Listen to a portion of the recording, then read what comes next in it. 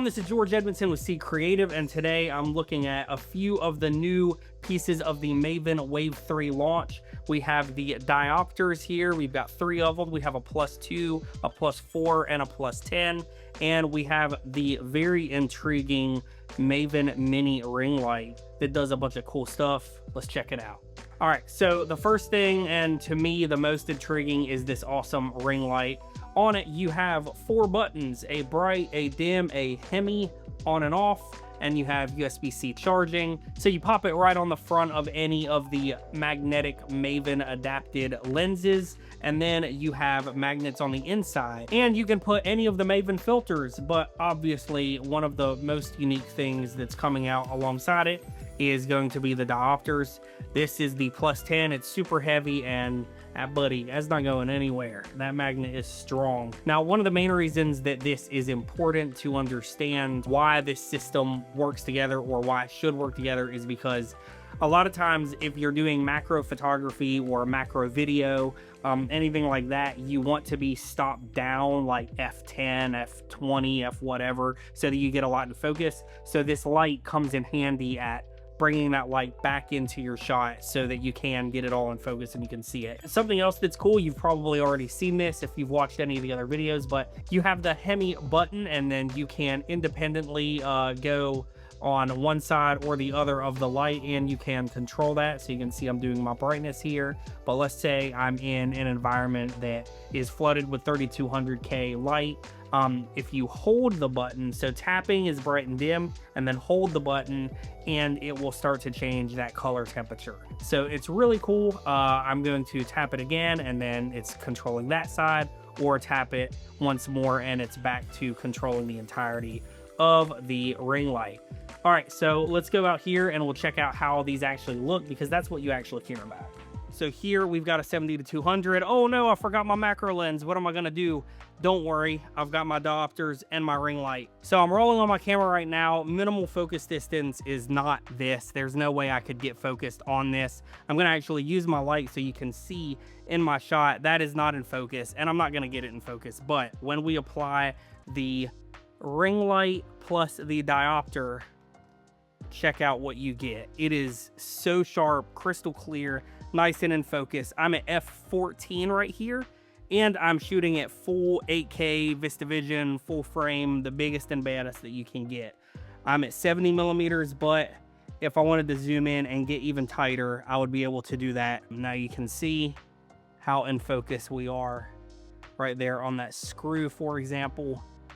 I can back up. Now, let me show you what the difference in this light does. We have this little hemi circle, so we can do a top light or a bottom light, and you can see the different looks and the different shadows that it's giving there depending on what you want.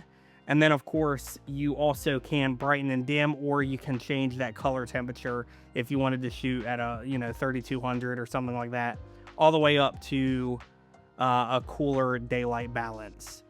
So now I went ahead and put the +4 on, and we're gonna just kind of clip that in, and you can see how crystal clear this shot is.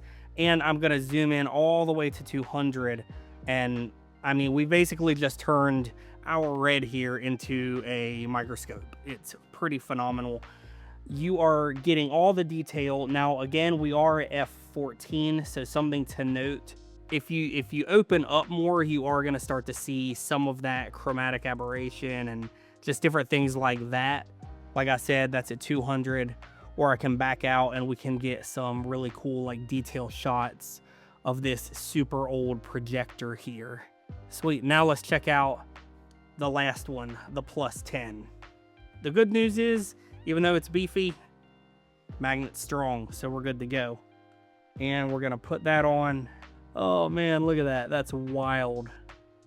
Absolutely wild looking. Now, something to note with this one: you are getting all kinds of crazy distortion and things like that on this, but it's mostly due to the fact that we are shooting at full frame. We're at full 8K, so even when we zoom in, you get this crazy look. Now, I guess the good thing is, if you want a crazy look, you can absolutely do some pretty cool stuff with it. Like, check that out. Like, get some weird Harry Potter looking you know, gnarly stuff going on. But I've realized on the +10 for us for this camera, if we just go to like 4K resolution instead of 8K, it kills that. So I'm gonna show you that really quick. Boom, and here we are at 4K, and you can see that a lot of that distortion is gone. Now you are still gonna get a little bit of kind of glow and edges and stuff like that, but I mean, this is absolutely usable, and we're at 4K. And if I want, I could go all the way to 200, and you are just getting all up in that grime and dirt. It's pretty remarkable. So I've showed you on a 70 to 200. Now I actually want to switch lenses. I want to show you what it looks like on a wider angle lens. So you can see how close I am to this Emmy. And it is absolutely remarkable that we are able to get in focus for all of that. I want to show you if I change and I want more of a top light or I want more of that bottom light on, and you can get different looks just based on what light. That's got both of them. There's just our top. So really, really cool, really unique options that you're able to get with the lenses that are just in your case. And then you've just got these, you know, in your case, and you have a whole new set of macro options. So I've already talked about why it's important to have this light as part of this kit, because most of the time when you're in macro shots, you want to be stopped down so you get more in focus. For instance, right here, we are at f14. Now, if we were to turn this light off, then of course it's nice and dark, and then you say, George, why don't you just open up? Well, we can absolutely do that. And guess what? It's gonna look cool because this is a cool lens and it's a cool thing, but there's not as much in focus. So it really all depends on the look that you want. But if you want to start, you know, closing down so you can get more in focus, like I said, then you do that, and then you just pop your light on, and boom, now almost all of the Emmy is in focus and we're good to go. So that's why having that light as part of this is really important. All right, so I just wanted you to really quickly see those in action. Now, a lot of times these are going to be used for photography, but we primarily do video here. And so I think there's a lot of really creative, cool ways that you could absolutely use these in video mode. And it's so small, there's no reason not to have this as part of your toolkit, so that when you're out in the field, if you need to quickly get a macro shot, you don't have time to change lenses. Maybe you left your lenses in your vehicle or something. You don't want to have to go all the way back. You just have these, you pop them on, you get your tight shot, and you move on. There is an affiliate link below, so if this video has inspired you to go check those out, definitely try to use that. And again, Maven did not pay us for this review. They literally just said these to us, and they were like, hey, what do you think? And I think they're freaking cool, and we are absolutely going to be using those. We've used a lot of Maven stuff since they sent us some stuff. I personally didn't even know how good the quality of this company was until we started receiving a little bit of their product to review, and now I'm hooked. Like, we take that stuff everywhere. So definitely subscribe if you like this video, and maybe we'll do more if Maven sends us more stuff. It's something in my eye there. All right, take it easy. See ya.